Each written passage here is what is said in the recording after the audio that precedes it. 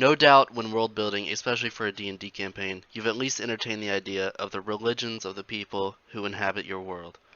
This can be a very crucial step in fleshing out the culture and the day-to-day of the fictional societies you've created.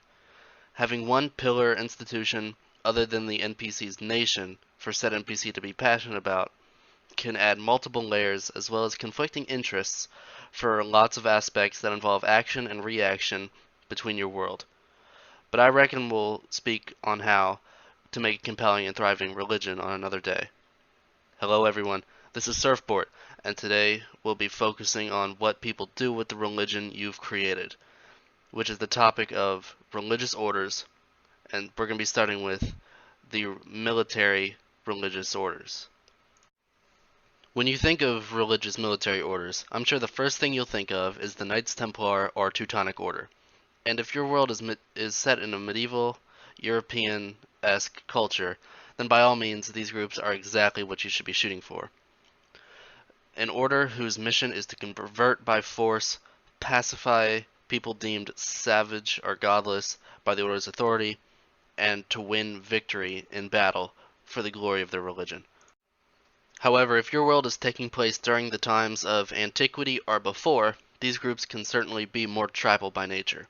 Within these ancient times, your order can be something that revolves around friends of the forest, or something where they use only what they need to in nature, not to tame the land, but to live amongst all things as friends, sort of a all-spirit vibe, or a dark and ominous god, unknowable and deeply unsettling, whose followers are more visceral and savage by nature, who relish bloodshed and living sacrifices in order to seek favor with the cruel and primal being. For examples of the more natural, peaceful existence, you can look at Native American mythology, primarily around the eastern woodland and plains cultures, and regarding the more darker and mysterious ancient things, you can investigate Britannic and Germanic paganism and its rituals. In your world, your setting is going to affect greatly the role your religious military order is playing. Is the place your story is taking place in the home base of this order, or an area of operation for the order? This matters because it will change the disposition of the members of said order. For example, if the member of a religious military order think they are in an environment where their life may be at stake, they will act perceivably more stern and strict or even violent if they feel threatened. Whereas on the other hand, if they are stationed in their native land, their demeanor would be more light and friendly with others outside their order. If your world is set in the far future, the possibilities can be almost endless with an indefinite amount of variables as well. There can be something akin to the 40K universe with massive crusades happening all over the galaxy, or something more post-apocalyptic with many religious orders competing for dominance and worldview. You could even have a completely science-oriented, like, God of Supreme Reason thing going on, like they tried to set up during the most chaotic bits of the French Revolution. But with all that said, we'll now shift into more peaceful prospects with religious charitable orders.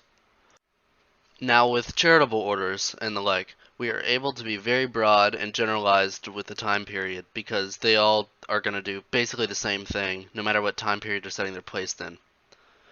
That thing mentioned previously would be the collection of funds and or resources to be dispersed to areas where the population needs the most in aiding in infrastructure or poverty or whatever you choose as the creator. The medical aspects of society shouldn't be neglected when considering the charitable religious orders. And for examples of this, we can look at the Hospitalers in our world and the Children of the Apocalypse from the Fallout franchise. Now, thirdly, we can look at something more abstract, and that's how any sort of magic will be employed within your religious orders, or if you have any religious orders that are centered around a magic system.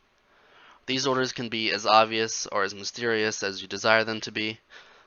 This specific topic also has a massive amount of variables depending on how your magic system and mythology works.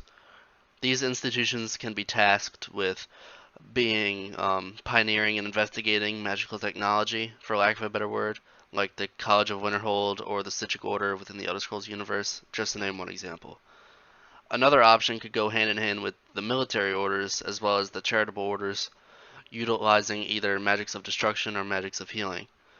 Also, you should give some thought as to if the magic powers come with the world or as a direct byproduct of the existence of a god or gods, as well as the nature of those god or gods, of course.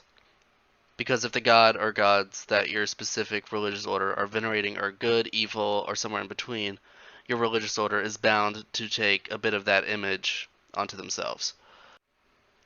And finally, we can talk about something that I think is really interesting, and that would be a theocratic nation that keeps order through a militaristic domination, sort of like a nationalized moral police force that also ensures compliance and conformity to state customs and religion. Good examples would be like the Spanish Inquisition or 1984 if it had more religion in it. They can be as visible or elusive as you like, and no one says they can't utilize magic, of course. This kind of thing can be placed within any time period from antiquity to the far future to great effect. In this case, the religious order is part of or is an instrument of the enforcement by the governing body, whose main focus is maintaining the Puritan sect of whatever the government pushes forth onto its populace. Your religious order can be of any creed and of any temperament. Again, your world is your oyster. And overall, when designing or making your way through the course you've set, attention to relevant and game-changing detail will not be soon forgotten. Introduce your players or audience to factors that they may not immediately consider until its effects are unfolding around them.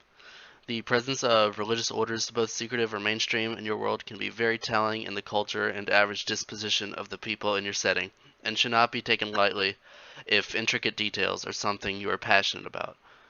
In the future, I'll be making more videos that are also relevant to this topic, such as fictional religions and their makeup in general, as well as nomadic/crusading forces, and how to best incorporate them within your setting.